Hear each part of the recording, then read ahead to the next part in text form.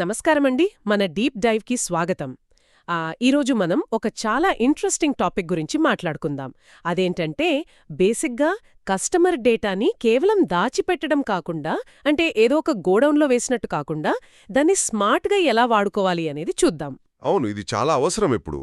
Correct. ముఖ్యంగా sales force CRM, LWC ఇంకా AI, ఈ మూడు కలిస్తే ఒక బిజినెస్కి ఎలా ఉపయోగపడతాయో మాట్లాడుకుందాం. ఎగ్జాక్ట్గా. అంటే ఇప్పుడు డేటాని ఊరికే రికార్డ్స్ లాగా మెయింటైన్ చేస్తే లాభం లేదు కదా. కస్టమర్ బిహేవియర్ని అర్థం చేసుకోవడం చాలా ముఖ్యం. అందుకే ఈ టెక్నాలజీస్తో పాటు నరేష్ ఐటీ లాంటి ఇన్స్టిట్యూట్స్లో ఈ స్కిల్స్ ప్రాక్టికల్గా ఎలా నేర్చుకోవచ్చో కూడా మనం కవర్ చేద్దాం ఈరోజు. రైట్. మరి అసలు ఈ మూడు అంటే సిఆర్ఎం, ఎల్డబ్ల్యూసి, ఏఐ ఒకదానితో ఒకటి ఎలా కనెక్ట్ అవుతాయో ఒక చిన్న ఎగ్జాంపుల్ ద్వారా చూద్దాం. ఒక ఇల్లుని ఊహించుకోండి. సేల్స్ ఫోర్స్ సిఆర్ఎం అనేది ఆ ఇంటి పునాది లాంటిదన్నమాట. అవును, పునాది గట్టిగా ఉంటేనే కదా ఇల్లు నిలబడేది. కరెక్టే. డేటా అంతా అక్కడే స్ట్రాంగ్గా సేవ్ అవుతుంది.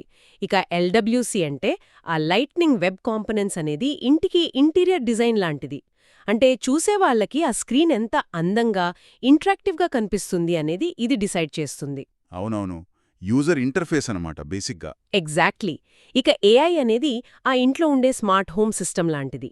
మనకేం కావాలో అదే ముందే పసిగట్టి పనులు చేసేస్తుంది కదా, అలా అనమాట. ఈ అనాలజీ చాలా బాగుందండి. దీన్ని నేను ఒక ప్రాక్టికల్ రియల్ టైమ్ సినారియోకి కనెక్ట్ చేస్తాను.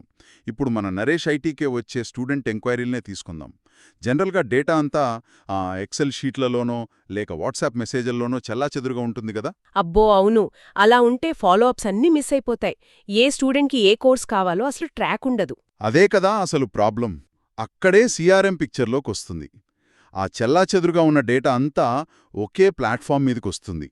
కౌన్సిలర్ ఆ డేటాని ఓపెన్ చేసినప్పుడు ఎల్డబ్ల్యూసి ద్వారా అదొక అందమైన కస్టమైజ్డ్ డాష్బోర్డ్లో కనిపిస్తుంది. అప్పుడు ఏఐ కూడా రంగంలోకి దిగుతుందన్నమాట. ఓహో, అంటే ఏఐ అక్కడ ఏం చేస్తుందంటారు? ఏఐ ఏం చేస్తుందంటే ఆ స్టూడెంట్ ఎడ్యుకేషనల్ బ్యాక్గ్రౌండ్ని అనలైజ్ చేసి ఈ స్టూడెంట్కి ఫలానా టెక్నాలజీ బాగుంటుంది, రేపు ఉదయం కరెక్ట్గా 10 గంటలకి కాల్ చేసి మాట్లాడండి అని కౌన్సిలర్కి ప్రాంప్ట్ చేస్తుంది. వినడానికైతే చాలా పవర్ఫుల్గా ఉందండి. కానీ నాకొక చిన్న డౌట్ ఇక్కడ. ఈ ఏఐకి ఇంతలా మన కంట్రోల్ ఇస్తే సెక్యూరిటీ సంగతేంటి? అంటే ఇప్పుడు బిజినెస్లు తమ కస్టమర్ల పర్సనల్ డేటా, ఫోన్ నంబర్లు ఇవన్నీ ఆ ఎక్స్టర్నల్ ఏఐ మోడల్స్కి ఫీడ్ చేస్తే ప్రైవసీకి పెద్ద ముప్పు ఉన్నట్టే కదా. నిజమే. అంటే ఇంటి తాళాలు తీసి బయటి వాళ్ల చేతిలో పెట్టినట్టు అనిపిస్తోంది నాకైతే. ఇది చాలా లాజికల్ క్వశ్చన్ అండి. సెన్సిటివ్ డేటాతో డీల్ చేసేటప్పుడు ఖచ్చితంగా ఈ భయం ఎవరికైనా ఉంటుంది. బట్ దీనికి సొల్యూషన్గానే సేల్స్ ఫోర్స్ వాళ్ళు ఐన్స్టైన్ ట్రస్ట్ లేయర్ అనే ఒక సిస్టమ్ని డిజైన్ చేశారు. ఐన్స్టైన్ ట్రస్ట్ లేయరా? రైట్. అవును, ఇది పనిచేసే విధానం చాలా ఇంట్రెస్టింగ్గా ఉంటుంది. ఎప్పుడైనా యూజర్ ఏదైనా ప్రాంప్ట్ ఇచ్చినప్పుడు అది డైరెక్ట్గా ఎక్స్టర్నల్ ఎల్ఎల్ఎంకి వెళ్ళదు.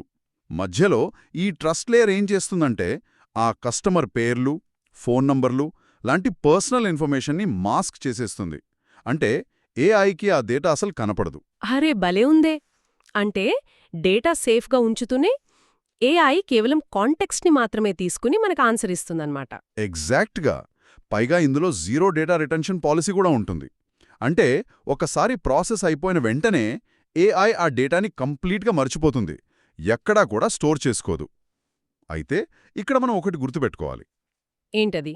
టెక్నాలజీ ఎంత సేఫ్ అయినా సరే ఏజెంట్ ఫోర్స్ లాంటి అడ్వాన్స్డ్ ఏఐని మనం గుడ్డిగా నమ్మలేం కదా. ఏఐ ఇచ్చే రిజల్ట్స్ ఎప్పుడూ 100% పర్ఫెక్ట్గా ఉండవు. కాబట్టి ఖచ్చితంగా హ్యూమన్ ఇన్ ద లూప్ అనే విధానం ఉండాలి. మనిషి పర్యవేక్షణ లేకుండా ఫైనల్ డెసిషన్స్ ఎప్పుడూ ఏఐకి వదిలేయకూడదు. ఈ పాయింట్తో నేను 100% ఏకీభవిస్తాను. టెక్నాలజీ పవర్ఫుల్గా ఉండొచ్చు, సెక్యూరిటీ లేయర్ స్ట్రాంగ్గా ఉండొచ్చు, కానీ హ్యూమన్ కంట్రోల్ అనేది మస్ట్. అయితే ఇదంతా బానే ఉంది, కానీ ఇదంతా ప్రాక్టికల్గా ఇంప్లిమెంట్ చేయాలంటే డెవలపర్స్కి బేసిక్ స్ట్రాంగ్గా ఉండాలి కదా. అవును, ఖచ్చితంగా ఉండాలి. బట్ సాధారణంగా సాఫ్ట్వేర్ ట్రైనింగ్ అనగానే చాలామంది బేసిక్స్ని స్కిప్ చేసేసి డైరెక్ట్గా కోడింగ్ లేదంటే ఏఐ నేర్చేసుకుందామని తొందరపడతారు. కానీ నేను విన్నదేంటంటే నరేష్ ఐటీ వాళ్లు తమ ట్రైనింగ్లో అసలు ముందు అడ్మినిస్ట్రేషన్తో మొదలుపెడతారని. ఆ రోడ్ మ్యాప్ వెనక ఉన్న లాజిక్ ఏంటంటారు? బేసిక్గా తొందరపాటే చాలామంది చేసే పెద్ద తప్పండి. పునాది లేకుండా మనం ఎంత అందమైన ఇల్లు కట్టినా అది నిలబడదు కదా. అందుకే నరేష్ ఐటీలో ఇచ్చే ట్రైనింగు ఒక structured step by step road మ్యాప్తో వెళ్తుంది. వాళ్ళు ఎప్పుడూ డైరెక్ట్గా కోడింగ్తో స్టార్ట్ చేయరు. అంటే ముందసలు ఆ బిజినెస్ సిస్టమ్ ఎలా పనిచేస్తుందో చూపిస్తారన్నమాట. ఎగ్జాక్ట్లీ. ముందు అసలు సిఆర్ఎం బేసిక్స్, తర్వాత అడ్మినిస్ట్రేషన్తో స్టార్ట్ చేసి అసలు రియల్ టైంలో వ్యాపార ప్రక్రియలు ఎలా ఉంటాయో ఒక అవగాహన తీసుకొస్తారు. ఆ తర్వాతే హెచ్టిఎంఎల్, సిఎస్ఎస్, జావాస్క్రిప్ట్ లాంటి వెబ్ టెక్నాలజీలు నేర్పుతారు. రైట్, అంటే ముందు ఫౌండేషన్ గట్టిగా పడుతుందన్నమాట. అవునండి. అవి వచ్చాకే ఆ ఎపెక్స్ ద్వారా బ్యాక్ ఎండ్ లాజిక్, తర్వాత ఎల్డబ్ల్యూసి ద్వారా ఫ్రంట్ ఎండ్ డెవలప్మెంట్ మీద పట్టు వచ్చేలా చేస్తారు. ఇవన్నీ ఒక కొలిక్కొచ్చాక అప్పుడు ఫైనల్గా ఏఐ ఇంటిగ్రేషన్కి తీసుకెళ్తారు. ముఖ్యంగా నరేష్ ఐటీలో ఉన్న ఎక్స్పర్ట్ ట్రైనర్స్ అంతా ఈ రియల్ టైం ప్రాజెక్ట్స్ ద్వారా ట్రైనింగ్ ఇస్తారు. దీనివల్ల ఏంటంటే స్టూడెంట్స్కి థియరీ నేర్చుకోవడమే కాకుండా దాన్ని ఆ real world business problem solve చేయడానికి ప్రాక్టికల్గా ఎలా వాడాలో చాలా క్లియర్గా అర్థమవుతుంది. సూపర్ అండి.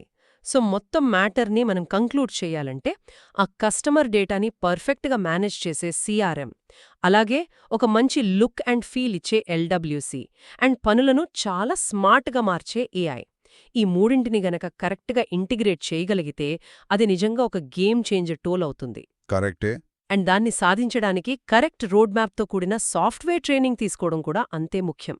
100% నిజం. ఎందుకంటే ఆ డేటాని కేవలం దాచిపెట్టుకునే అప్లికేషన్ల కాలం ఎప్పుడో పోయింది.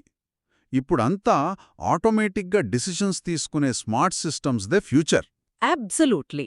అయితే మనం ముగించే ముందు ఒక ఇంట్రెస్టింగ్ పాయింట్ ఆలోచిద్దాం. ఒకవేళ ఈ ఏజెంట్ ఫోర్స్ లాంటి ఏఐ ఏజెంట్లు భవిష్యత్తులో కస్టమర్ ప్రాబ్లమ్స్ని వాటంతట అవే అర్థం చేసుకొని వాటంతట అవే స్వంతంగా కోడ్ రాసి సాల్వ్ చేయగలిగితే పరిస్థితి ఏంటి? అప్పుడు ఈ సాఫ్ట్వేర్ డెవలపర్లు లేదా కస్టమర్ సర్వీస్ వాళ్ల రోల్ ఏమైపోతుంది? వాళ్లు కేవలం ఆ స్మార్ట్ హోమ్ సిస్టమ్ సరిగ్గా పనిచేస్తోందో లేదో చూసుకునే సూపర్వైజర్లుగా మాత్రమే మిగిలిపోతారా? దీని గురించి ఖచ్చితంగా ఆలోచించాల్సిందే.